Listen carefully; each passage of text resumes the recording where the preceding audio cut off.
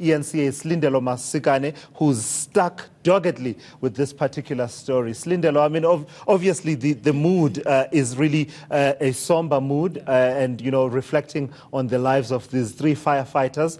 But the speakers thus far have not held back in terms of what they think about how the Johannesburg Emergency Management Services is being run. I think we're seeing a lot of anger, a lot of disappointment coming out from the speeches that we've heard from so far. We've heard from Demawusa, we've heard from Saftu, we've heard from the firefighters themselves, those that were actually in that blaze and those that literally had no help and had to actually watch their comrades basically die in that particular building. So, we're hearing how EMS services in Johannesburg are not well equipped. It's coming now from the horse's mouths today. We were being told that they don't have enough fire engines and they are not well equipped in order to be able to tackle what Demawusa called a hell on earth. That we saw last week to this day. I mean, we are seeing calls for an urgent appraisal of firefighter equipment and also a judicial commission of inquiry into what led to this fire, what caused this fire. And we're also seeing Saftu coming out to say that provincial government officials knew that this building was non-compliant. They allowed workers to continue to work in this building since the 27th of August, as far as we know, that they've known that the Bank of Lisbon building was 21% compliant, and we know, according to the Safety Act, Safety Regulations Act, that a building needs to be 85% compliant for any persons to operate or occupy it. So I think come next week, once we have put these fallen heroes to rest, we're going to see what Saftu called no more moaning. They're going to now start to mobilize in order to rectify these situations. In fact, the words of Zolinze Mavavi, we are going to sue you. Exactly. Very strong words, including when he was talking about how basically when the leadership of the province and of the city were walking into that arena, people stood up, and he says he refused to stand up because, you know, basically to shame them, to say, shame on you. How could you allow this to happen? So the thread running through all these speeches is that this was a disaster that didn't have to happen, but that was allowed by negligence to happen. Exactly. I mean, I think we can also, as ENCA, speak on that in the mere fact that 4 days before this actual fire, we had spoken to workers who were pleading with government, move us from this building. This building is not safe. This building does not comply with safety regulations. And those calls fell on deaf ears. 4 days later, we now have a situation where we're seeing what the result of those pleas were. We have the deaths of 3 firefighters who had not only saved the lives of 1,115 public servants in the Bank of Lisbon, but have actually, in my opinion, have saved thousands of more lives in other buildings where public servants serve, because we are now seeing government reacting in mass evacuations this week of public servants in various non-compliant buildings, from social development to treasury to e-government to the actual department itself responsible for the maintenance of government buildings. That's Department of Infrastructure Development. That's the building irony itself, right there. The building itself of infrastructure development is non-compliant. So that speaks to the lack of care, which is what I think we saw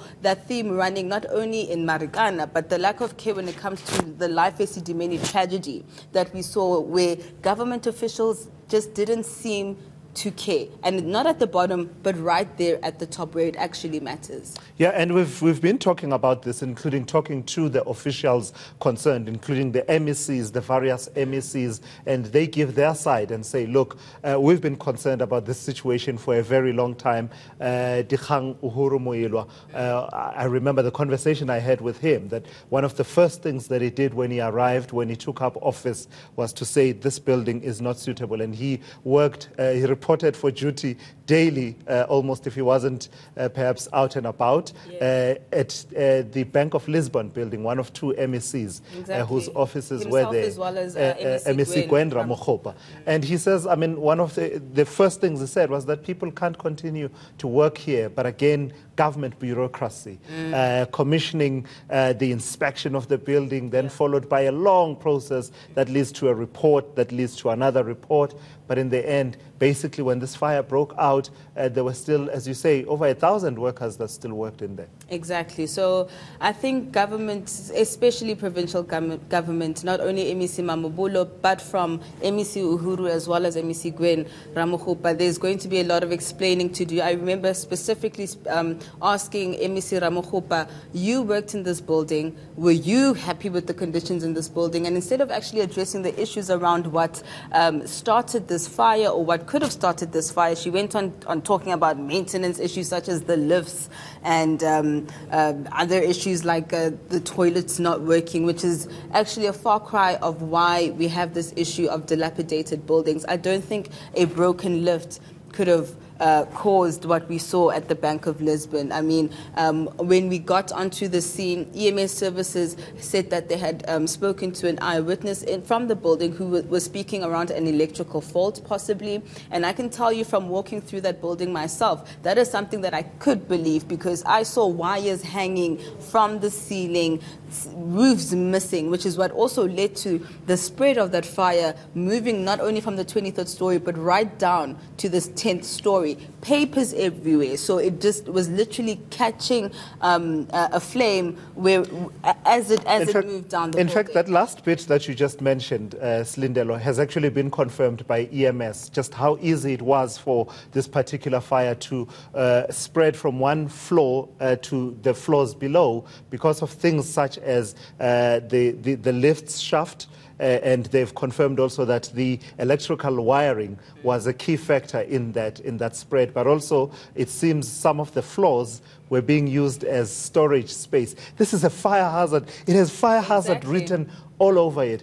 But, you know, the counter-argument, of course, is that fires can get started and get triggered even in a building that is compliant. Yes, which is that is the argument that has been said. Is the argument but how powerful then were the words of this firefighter who was there, who was drawing contrast between a building that was compliant, the Premier's office, and this particular building that was not compliant. I think you can see the difference in how, even with the lack of resources that they had, how they were able to manage that fire at the Premier's office, which is also non-compliant, just by the way, but clearly a better situation than what they found at the Bank of Lisbon. I mean, I can't stress enough how bad of a condition that building was in. And I remember actually attending the Health Portfolio Committee at the legislature that wanted an account as to what happened and whether service delivery was going to be interrupted in any way. And health officials admitted how they did not have a committee, a health and safety committee, for almost 5 years in this building.